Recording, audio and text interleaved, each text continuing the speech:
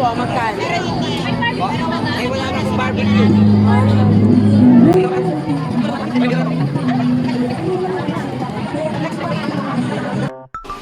Let's try grilled balot na bili namin dyan sa labas. Ayan.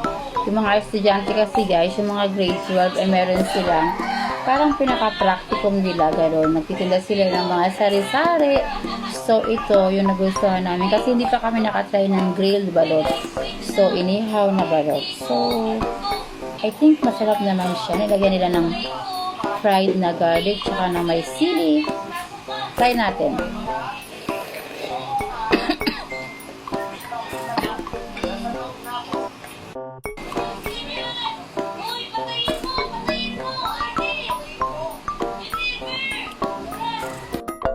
So, yun guys, may sili pala siya. So, ang anghang. So, higupin na lang natin yung sabaw.